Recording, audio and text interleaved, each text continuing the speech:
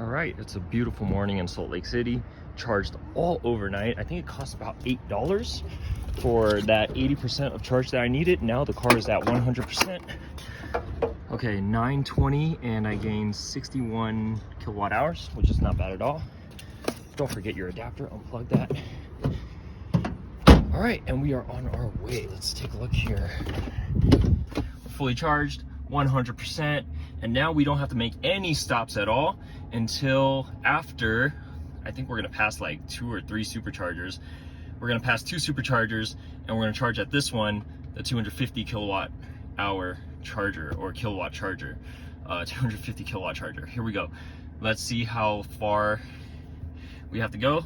Now that's perfect. We'll end there at 30%, but I guarantee we're gonna have a lot less than that because we're gonna make a stop along the way right here. This is where the Bonneville salt flats are. Now we ended up going to Bonneville salt flats and topping out the car at 145 miles an hour. So make sure you guys check out that video. I'll link that in the description below. It really is an awesome spot to take in the sights, even if you are not planning to top out your car. So I would highly recommend a stop if you're passing through. All right, we just pulled into Wells Supercharger. So this is the thing with these superchargers. I pulled into this spot at first, and these are version 3 250 kilowatt hour chargers, which means all the power should be the same. I pulled into this one right here, and it was pulling 32 kilowatts. I moved over one spot, and then this one's pulling 250 instantly, and this one's being shared with that one.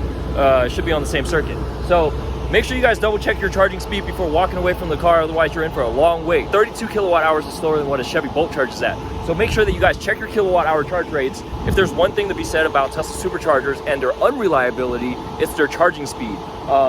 So I mean, and that's common with like all chargers, but just double check, make sure that it's, you know, charging at the right speed. Version 3, 250, you should always be pulling 250, especially if you're at a low percentage battery state of charge. So we pulled in with about 18% after doing all those high speed runs at Bonneville Speedway. So that was super fun. Wash the car, we're here, we're gonna charge up, maybe get a snack, and then hit the road. We're on the way to Reno. So we got one more stop before we head over to Reno and spend the night in Reno, and finally get to eat at a buffet. So that'll be cool. All right, we are the last car left because we spent a good amount of time eating lunch, but sometimes you gotta enjoy life. So the car is at like 93%. We're gonna see if we can make the rest of the drive to Reno without having to stop, since we are basically fully charged. All right, we'll take a look. Right, we have made it to our hotel here in Reno. This is Atlantis. Is where I read they had like the best buffet, so we booked a hotel here. So we're pulling in right now. I checked into the hotel room, that's why I'm not in the car. But she's gonna go ahead and pull into a charge point charger. We pulled in with literally 3%. And then there's a whole bunch of like superchargers on the other side, but we're gonna just go ahead and level 2 charge. It's free, by the way, so that's pretty awesome. And they're not all ICE, so got Bolt, Leaf, ELR right there, pretty awesome cars. So we're gonna go ahead and plug in, and we should be at 100% before heading home tomorrow. Yo, this is the first buffet I had in like 2 years, or however long the pandemic was. We got pho, man.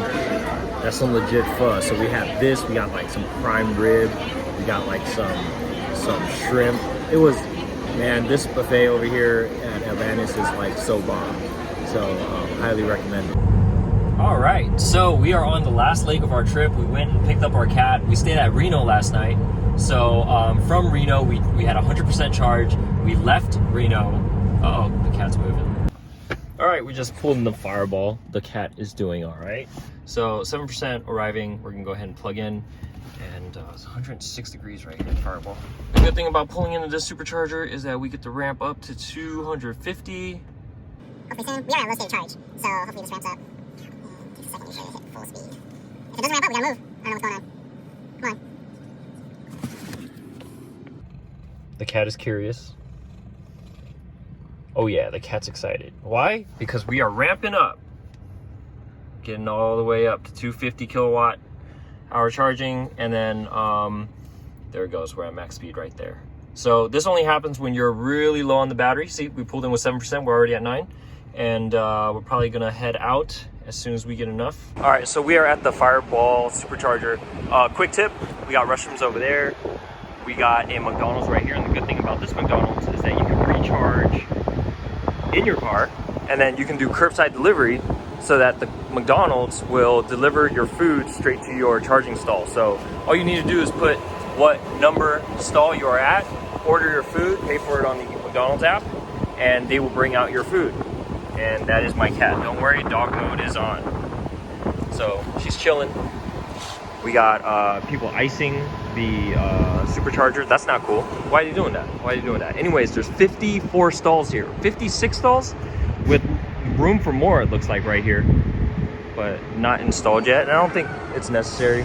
I've never seen it like even close to being full here. On the Supercharger map, it says like 40 available stalls or more than that. So it's a pretty cool spot because you can really get your food, and then there's like dedicated restrooms. So if you like that, if you like getting your food delivered to you, not having to wait, just plug in and then just get your food delivered to you while you wait and charge, this is the spot for that. It's pretty nice. And it's actually one of the Supercharger spots with like multiple trash cans. All right, so like one thing I've noticed that at a lot of Superchargers is the trash cans are always really full, and like who's emptying them? I don't know.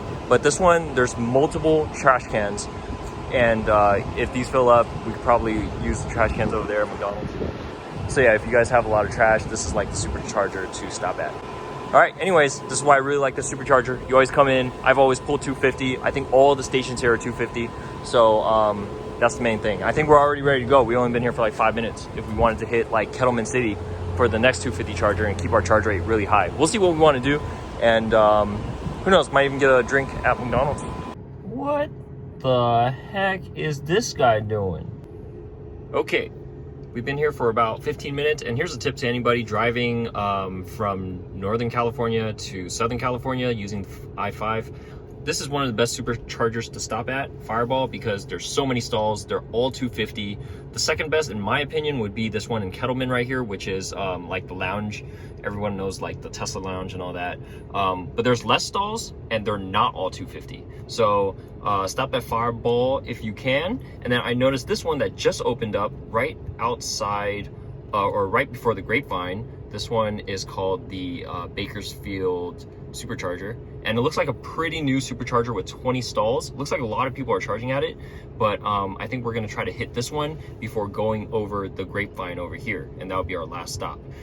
Definitely try to avoid Tejon Ranch, which is always full, and I've seen videos of it like lining up way far onto the street. And then the rest of these chargers are really slow 150 kilowatt chargers. So I would try to avoid all those really slow chargers. Some of them are like super old school.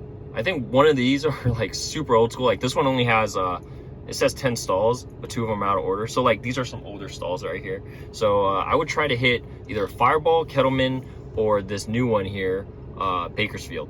And every time you arrive, you should be able to charge at 250 kilowatts. Try to arrive with a low single-digit state of charge if you are comfortable with that. Technically, we have enough charge to go, but I'm still waiting for my food from McDonald's. I think I only got one then. We'll split it. All right, so just got the food, got the drink, ready to hit the road. We're actually gonna make it to our next destination with more charge than needed because McDonald's took forever to get our food out, but that's okay. We got the relax bit, so time to hit the road. Let's go. If anybody from Tesla is watching this, I highly doubt it, but right outside the Firebaugh Superchargers is this huge destroyed asphalt, which is always filled with water for whatever reason. It's 106 degrees and it's still filled with water. Please clean it up. It's like really nasty. All right, so this is actually the Supercharger in Bakersfield. It's on Copus Road, and look at this place. It's like nothing in sight. There's nothing around except for the Supercharger. There's like some mega pack batteries over there, and then there's some stalls over here. It's interesting, they put like some porta potties here and like some trash cans over there. You can see behind that black Tesla there, but it's kind of crazy. It's like this, Supercharger in the middle of nowhere. And I'm pretty sure this is the answer to the Tejon Supercharger being overcrowded, because that one is, widely known to be overfilled all the time. So they must have just been like, oh, where can we find some cheap land and put some Superchargers up before they hit that Tejon Pass to get over those mountains, which are those mountains over there. So this is most likely the answer to that. They needed to put some Superchargers, expand that network, because those were getting way too overcrowded. So they put these out over here, which, I don't think is a bad solution, but there's absolutely nothing here. There's nowhere to get food. There's nowhere to even use the restroom, aside from these porta potties right here. And I guess it's an okay solution, but I wish they had some food, or you know, put this supercharger near some stores or something so we can actually get some food and stuff. But that's it. This Tesla supercharger though does have air-conditioned restrooms. That's actually pretty nice. All right, me and my cat, we just chilling. My wife's in the restroom. All right, so to use this, there's a restroom code on the app in order to get into those nice air-conditioned restrooms. And I'm surprised they're so nice. They actually have hot water too, which, you know, is pretty impressive for a porta potty. So the code's 1234. So just go ahead and type in the door code, and then you'll be able to enter that restroom. And I'm glad they put in more superchargers. I mean, that was absolutely necessary. And the fact that these are $250, I'd rather stop at this one. Unless I'm hungry, then I'd rather stop at this one. So I can't fully recommend stopping at this one.